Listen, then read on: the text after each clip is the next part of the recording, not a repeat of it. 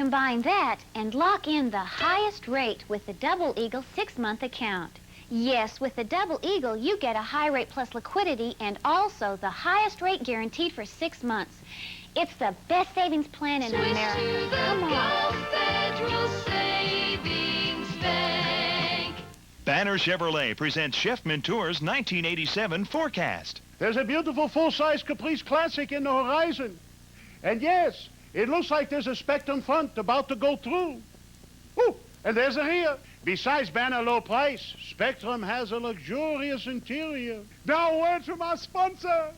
Come to Banner and register for a drawing for a free Banner Chevrolet S10 pickup. I see you. Joe, I'm a Mets fan. Chaffee is waiting to tell us about morning wake-up weather and gloat. Oh, yes. There's certain Red Sox fans around here that are going to get needled for many, many days to come. But then there's always next year. They said 68 years ago and later. Morning drive tomorrow, sunny skies, low of 50 to 55, and highs of about 75. And I hope to see it, too, if I make it out of here alive. George. Finally tonight, way back when, it seems kids just hated to have their hair cut. But it looks as if those days are long gone. Reporter Josh Howell explains why.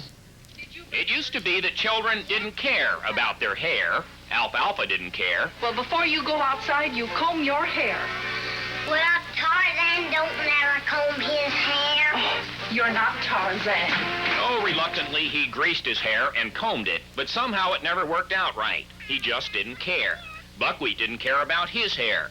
Jackie Cooper didn't care about his, and Dennis the Menace didn't care about hair. But times have changed. Welcome to Michael's on Madison Avenue, a haircutting salon for children. Today, children do care, and they come here for stylish haircuts. So you don't want any wave or curl in the hair at all? No. You don't care for that? No. In some cases, it's unclear as to whether it's the child or the parent who cares about the hair. But in this case, it was clearly the child who wanted to make sure the barber didn't miss a spot. Because Michaels specializes in children's hairstyles, the staff caters to the customer's needs. There's a variety of seating. There are lollipops, of course. And after each session, the customer's neck is lightly powdered. A haircut here is $15, a small price to pay for all that pampering. But somehow, as we watched all of this, we wondered what Alfalfa would say if he were here to see it himself. Your mother wants to make a sissy out of you.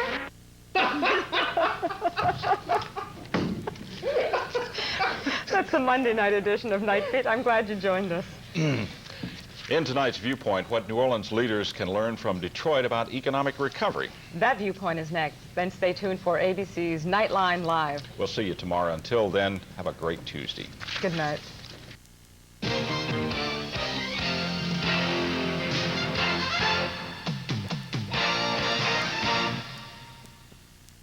This is a Channel 8 Viewpoint. We have all heard about the serious financial mess our city is in. Most of us have asked the question, what is going to be done about the situation? Residents in Detroit were asking themselves that same question 7 years ago. That's when unemployment hit 25%. Recently, the Channel 8 news team went to find out how that city pulled itself out of its depression. City leaders put together a plan for economic recovery, but they told us the plan could not have worked without support from the community. It meant sacrifices from everyone. City workers went without raises for several years. Taxpayers in both city and suburbs agreed to come to the rescue with a tax increase. It was tough medicine to take, but they took it. And while the city's economic recovery is not complete, it has shown a marked improvement. Last week, the freeze was lifted on city wages, and everywhere you look, there's a new construction project. We think there's a lesson for us to learn from the people of Detroit. Let's get behind our leaders and see how far we can go. That's our viewpoint. What's yours? How to know when to call it quits on Donahue Tuesday.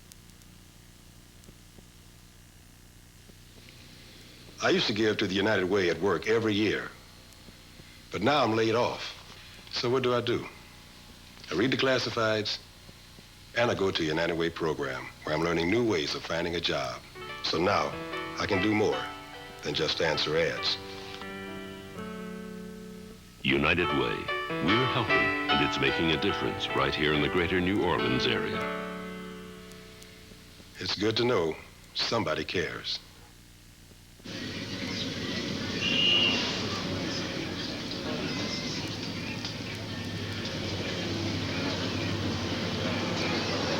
Bolivia's cocoa industry, one of the largest sources of cocaine in the world.